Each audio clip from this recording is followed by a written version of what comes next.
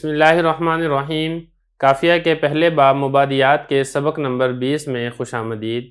آج کے سبق میں ہم غیر منصرف کا تیسرا سبب تانیث کو پڑھیں گے۔ سب سے پہلے اب عبارت دیکھ لیں۔ التانیث بالتاء شرطہ العالمیۃ والمعنوی کذالک وشرط تحتم تاثیرہ الزیادۃ علی الثلاثۃ او تحرک الاوسط او العجمۃ فہند یجوز صرفہ وزینب وساقر وماہ وجور ممتنع فإن سمی به مذکر فشرطہ الزیادۃ علی الثلاثۃ فقدم منصرف واقرب ممتنع۔ عبارت پڑھ لی ہے، اس کا ترجمہ دیکھ لیں، پھر اس کی تشریح کریں گے۔ تانیث بالتاء اس کی شرط یہ ہے کہ علم ہو، اور مانوی بھی اسی طرح ہے، اور شرط اس کے تاثیر کو حتمی بنانے کے لیے وہ یہ ہے کہ 3 حرفوں سے زائد ہو یا درمیانی حرف متحرک ہو یا عجمہ ہو۔ لہذا ہند جائز ہے اس کا منصرف پڑھنا، اور زینب اور سکر، ماہ اور جور یہ غیر منصرف ہیں۔ اگر نام رکھا جائے گا ان کے ساتھ کسی مذکر کا تو شرط یہ ہے کہ وہ 3 حرفوں سے زائد ہو، لہذا قدم یہ منصرف ہے اور اقرب یہ غیر منصرف ہے۔ عبارت بھی پڑھ لی ہے، ترجمہ بھی ہو گیا ہے، اب چلتے ہیں اس کی تشریح کی طرف۔ دیکھیں یہاں سے غیر منصرف کا تیسرا سبب تانیث بیان کیا جا رہا ہے۔ یہ جو تانیث ہے اس کی 2 قسمیں ہیں، ایک ہے تانیث لفظی اور دوسرا ہے تانیث معنوی۔ تانیث لفظی کی پھر آپ سمجھیں کہ 2 قسمیں ہیں۔ تانیث لفظی وہ اسم جس میں تانیث کی کوئی علامت پائی جائے، اور تانیث معنوی وہ اسم جس میں تانیث کی کوئی علامت نہ ہو، اس میں تا مقدرہ ہو، یا تو حقیقی طور پر مقدرہ ہو یا حکمی طور پر مقدرہ ہو۔ یہ تو ہوگی تانیث کی 2 قسمیں۔ اب یہاں پر ہم نے یہ سمجھنا ہے کہ جو تانیث لفظی ہے جس میں لفظوں میں تانیث کی کوئی علامت پائی جاتی ہے، پھر اس علامت کی 2 قسمیں ہیں، یا تو اس لفظ کے آخر میں الف مکسورہ یا الف ممدودہ ہوگا، یا اس لفظ کے آخر میں گول تا ہوگی، لفظوں کے اندر تا موجود ہوگی۔ اگر تو اس لفظ کے آخر میں الف مکسورہ یا الف ممدودہ ہے تو پھر تو یہ لفظ بغیر کسی شرط کے غیر منصرف کا سبب بنے گا، پھر اس میں کسی قسم کی کسی شرط کی ضرورت نہیں ہے۔ لیکن یہاں پر ہم بات کر رہے ہیں تانیث بالتاء کی، یعنی وہ تانیث لفظی جس کے آخر میں گول تا موجود ہے۔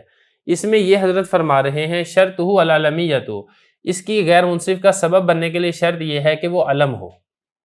اگر تو وہ لفظ جس کے آخر میں گولتا ہے اگر وہ علم ہے، کسی نہ کسی مخصوص چیز جگہ کا نام ہے، تو پھر تو وہ غیر منصرف کا سبب بنے گا، اور اگر نہیں ہے تو پھر غیر منصرف کا سبب نہیں بنے گا۔ اب آگے حضرت نے یہ فرمایا والمعنوی کذالک، اور تانیث معنوی بھی اسی طرح ہے۔ دیکھیں تانیث معنوی میں بھی علمیت یہ شرط ہے، لیکن تھوڑا سا فرق ضرور ہے۔ تانیث بالتاء میں علمیت شرط ہے، جب تانیث بالتاء میں علمیت پائی جائے گی تو تانیث بالتاء کو غیر منصرف بنانا یہ لازم اور ضروری ہوگا۔ لیکن تانیث معنوی میں، یعنی جس میں تا لفظوں میں موجود نہیں ہے بلکہ تا مقدرہ ہے، چاہے حقیقتاً ہو چاہے حکماً ہو، تانیث معنوی میں اگر علمیت پائی جاتی ہے تو پھر اس کا غیر منصرف کا سبب بنانا واجب نہیں ہوگا بلکہ جائز ہوگا۔ تو خلاصہ یہ ہے کہ اگر علمیت دونوں میں ہوگی، تانیث بالتاء میں بھی ہوگی اور تانیث معنوی میں بھی ہوگی، فرق یہ ہے کہ تانیث بالتاء میں ہوگی تو پھر اس کو غیر منصرف بنانا واجب ہے، اور تانیث معنوی میں ہوگی تو پھر واجب نہیں ہوگا بلکہ جائز ہوگا، چاہے تو آپ اس کو غیر منصرف بنا لیں، چاہے تو آپ اس کو غیر منصرف نہ بنائیں۔ اس کے بعد اگلی بات ہے وشرط تحتم تاثیرہ۔ تحتم کا مطلب ہوتا ہے حتمی ہونا، یہ مجہول کا صیغہ ہے، ٹھیک ہے، اہتمام باب افتعال سے مضارع مجہول کا صیغہ ہے۔ تاثیر، اس کے اثر کو حتمی بنانے کی شرط یہ ہے۔ اگلی بات یہاں سے یہ بیان کر رہے ہیں کہ تانیث معنوی کے اندر، جیسا کہ آپ کو پہلے بتایا تھا کہ علمیت کا ہونا تو یہ شرط ہے، اگر علمیت ہوگی تو پھر غیر منصرف کا سبب بنانا جائز ہے۔ البتہ اگر یہ جو آگے 3 شرطیں ذکر کی ہیں، ان 3 شرطوں میں سے کوئی ایک شرط پائی جائے گی تو پھر تانیث معنوی کا بھی تانیث لفظی کی طرح غیر منصرف کا سبب بنانا جائز نہیں بلکہ واجب ہو جائے گا۔ وہ 3 شرطیں کون سی ہیں؟ وہ 3 شرطیں آگے بتا رہی ہیں، تو یہ بتا رہے ہیں وشرط تحتم تاثیرہ، اس کے اثر کو حتمی بنانے کی شرط یہ ہے۔ کس کے اثر کو؟ تانیث کو غیر منصرف کا سبب بنانے، یعنی اس کو واجب بنانے کی شرط کیا ہے؟ پہلی شرط یہ ہے الزیادۃ علی الثلاثۃ، وہ جو لفظ ہے تانیث معنوی وہ 3 حرفوں سے زائد ہو۔ اگر وہ 3 حرفوں سے زائد ہے اور ساتھ ساتھ علم بھی ہے تو پھر اس کو غیر منصرف بنانا یہ واجب ہے۔ اس کے آگے حضرت نے یہاں پہ آگے مثال بھی دی ہے، جیسے زینب۔ اب زینب 4 حرفی ہے اور یہ تانیث بالتاء نہیں ہے بلکہ تانیث معنوی ہے۔ جب تانیث معنوی ہے عورتوں کے لیے یہ مخصوص لفظ استعمال ہوتا ہے اور 3 حرفوں سے زائد ہے، لہذا یہ غیر منصرف ہی ہوگا، اس کو آپ منصرف نہیں پڑھ سکتے۔ او تحرک الاوسط، یہ دوسری شرط ہے. دوسری شرط اس میں یہ ہے، مطلب یہ نہیں ہے کہ تینوں شرطیں بیک وقت پائی جائیں گی، مطلب یہ ہے کہ تینوں شرطوں میں سے کوئی ایک شرط پائی جائے گی تو اس کو غیر منصرف بنانا واجب ہو جائے گا. دوسری شرط یہ ہے کہ تین حرفی اگر ہو تو درمیانی حرف متحرک ہونا چاہیے، درمیانی حرف ساکن نہیں ہونا چاہیے.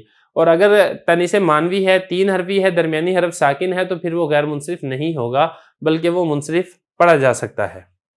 جیسا کہ نوح، اب نوح میں دیکھیں تین حرفی ہے لیکن درمیانی حرف ساکن ہے تو اس کو آپ غیر منصرف نہیں پڑھیں گے بلکہ آپ منصرف پڑھیں گے.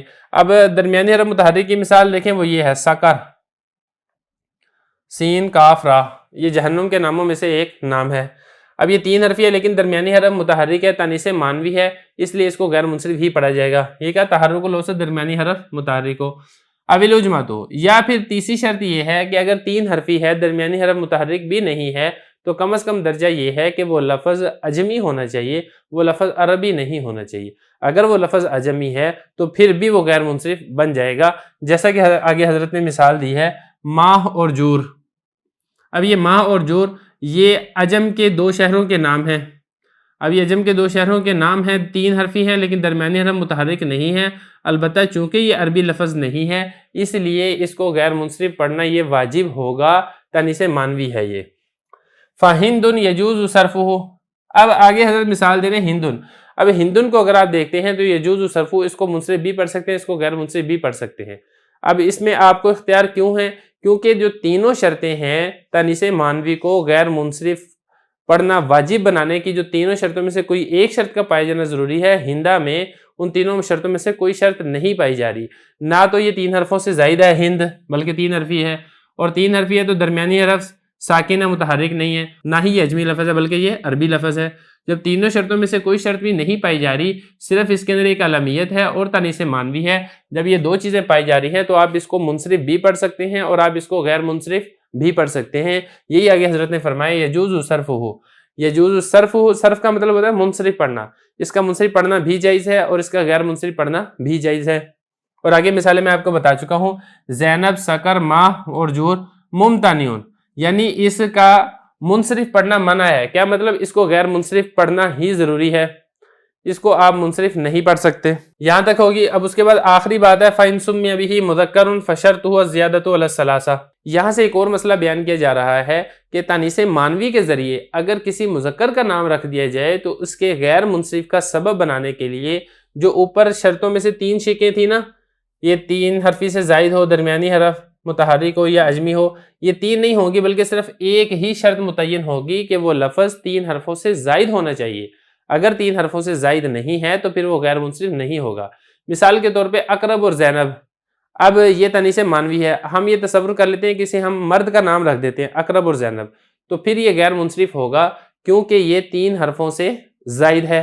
اور اگر قدم، یہ جو قدم اس نے حضرت نے مثال دی ہے قدم، یہ اگر غیر منصرف کسی مرد کا نام رکھ دیا جائے تو اگرچہ یہ پہلے غیر منصرف تھا لیکن یہ چونکہ تین حرفوں سے زائد نہیں ہے تو اس وقت یہ غیر منصرف نہیں ہوگا بلکہ اس کا منصرف پڑھنا ہی لازم اور ضروری ہوگا. تو یہ حضرت فرما رہے ہیں فَإِن سُمِّيَ بِهِ مُذَكَّرٌ، اور اگر تانیث مانوی کا نام رکھ دیا جائے کسی مذکر کا تو شرط یہ ہے کہ وہ تین حرفوں سے زائد ہو، لہذا قدم یہ منصرف بن جائے گا. اور اقرب ممتنع ہے، ممتنع کا مطلب اس کا منصرف پڑھنا منع ہے، یہ غیر منصرف پڑھا جائے گا. تو یہاں تک ہمارا غیر منصرف کا تیسرا سبب تانیث مکمل ہو گیا ہے.